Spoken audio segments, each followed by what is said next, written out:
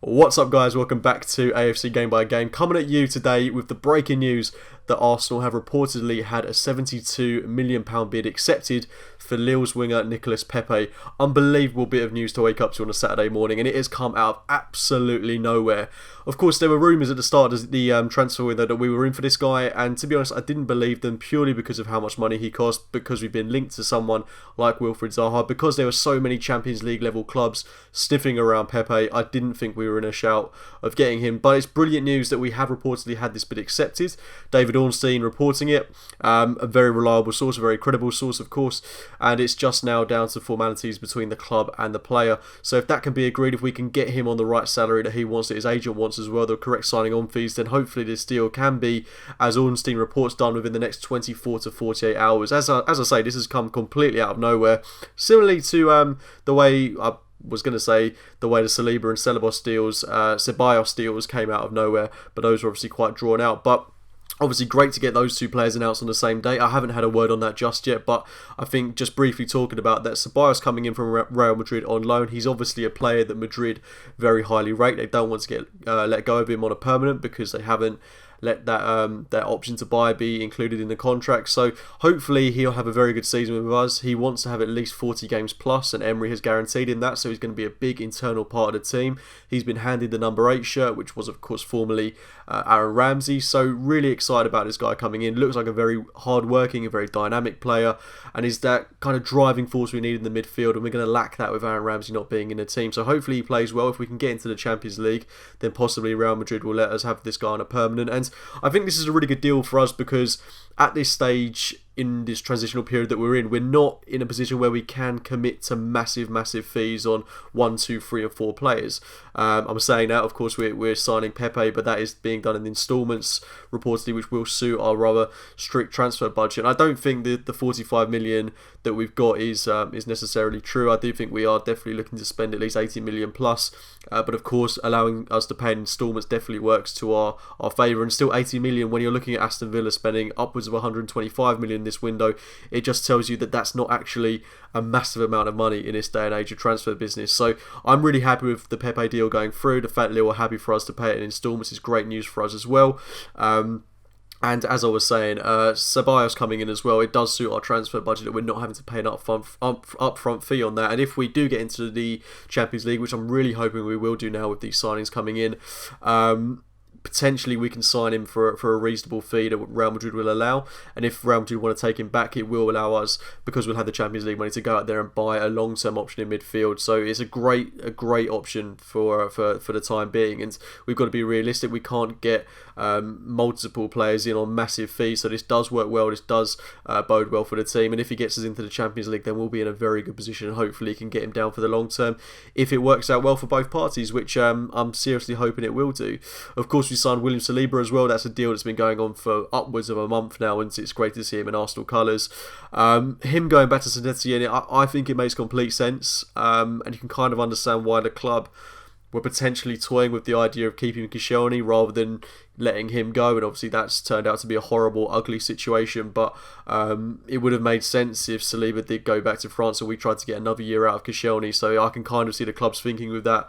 Unfortunately, that hasn't worked out. Koscielny wants to leave the team, but it leaves us in a situation now where we do, in my opinion, still have to get another centre half in. If we can get someone like Regani in on loan from Juventus, perhaps, that would suit us perfectly, because our options now at the back are Socrates, Holding, Chambers, Mustafi. And in my opinion, I know that a lot of people have written Mustafi off, don't really have confidence in Chambers, don't even have confidence in Socrates, but in my opinion, I'm happy to give all these players a fresh slate, a fresh start. And I'm not going to backtrack on what I said at the end of last season. If it was up to me, we'd definitely have gotten rid of Mustafi and brought someone else in. But if they can potentially work in a new system that Emery's building, because Mustafi at the start of last season, I thought he actually played quite well in a flat back 4. So I mean, let's see how this plays out. But I would still like to see us get another centre half in. If we can get Tierney in, if we can get a centre half in, then this will have been a perfect window. We'll have addressed all the problem areas that we had to. So, you know, there's still 2 weeks remaining, so there's still time, but it does look like this Pepe deal will eat up a lot of our transfer budget and will mean getting a centre half in is going to be exceptionally difficult. But hopefully we can pull something out of the bag with regards to that. But yeah, I'm really excited by Saliba, and going back to Saint Etienne, getting a full season of football under his belt he'll come back, still only 19 years old, which is mental. It's crazy that he's 18 at the minute, and he's 5 years younger than me and looks 5 years older than me. So it says everything you need to know about how he's developing as a player.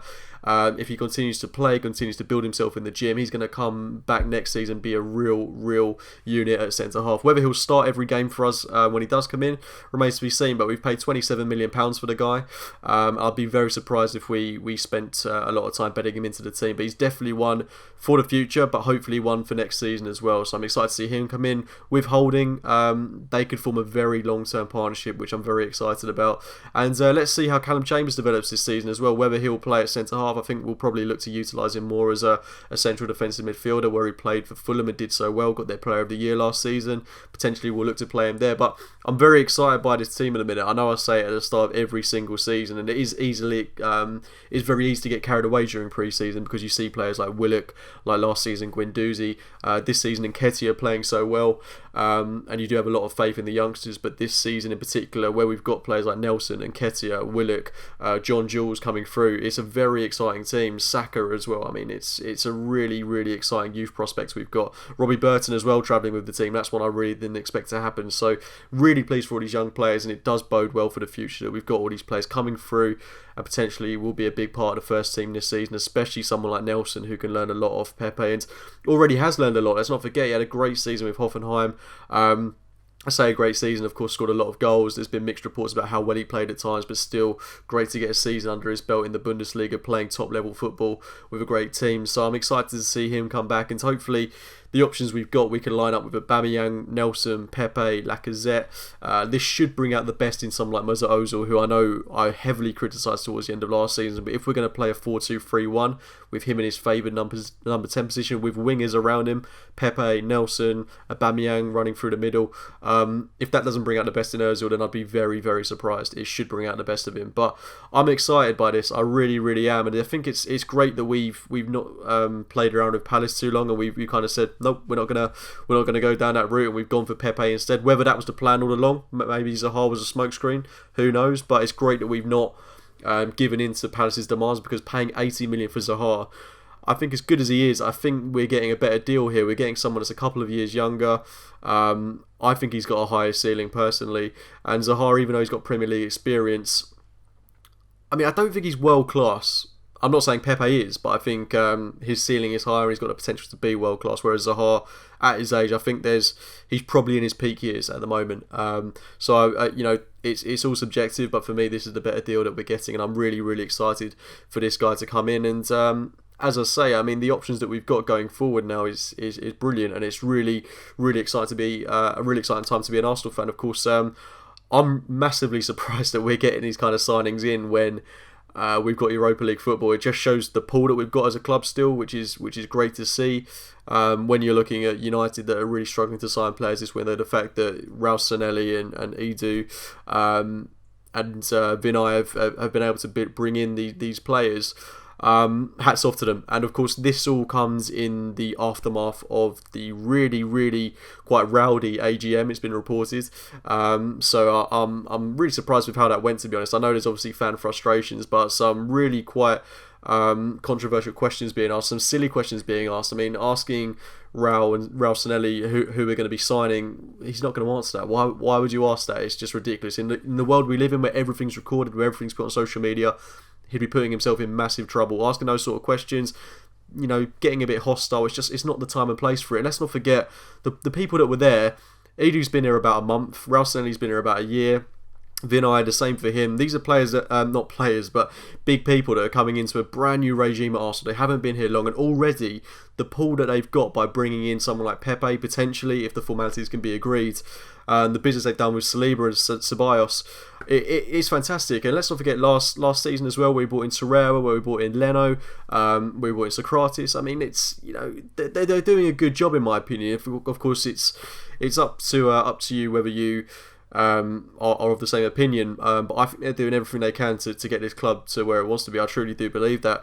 And I think Josh Kroenke as well, this will divide opinion, of course, but I think he's been, he's definitely been around the squad a lot more than I would have anticipated. I think people have got to come to the realisation now that he's the one that deals with Arsenal as opposed to his father Stan. They're both part of KSE Limited, so if Josh Kroenke is going to be the one that's getting these deals over the line, that's being a big part of it, then it doesn't really bother me too much whether Stan Kroenke is a big part of that, so long as Josh Kroenke is involved, so long as their company is involved heavily in what Arsenal are doing. When you look at what the Glazers are doing to Man United, it's horrible, and I still don't think the Kroenkes are the owners that I'd want. But if we're able to bring in someone like Pepe, if we're able to have such a fantastic window, and let's not forget we brought in about 5-6 players last summer window as well.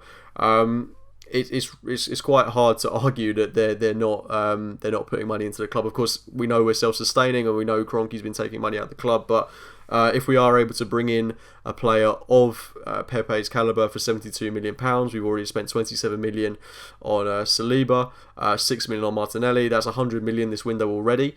Obviously, it's paid in instalments, so it's not that coming out of the club all at once, but it's good to see that we're getting these deals done, and obviously Josh Kroenke has been a part of that.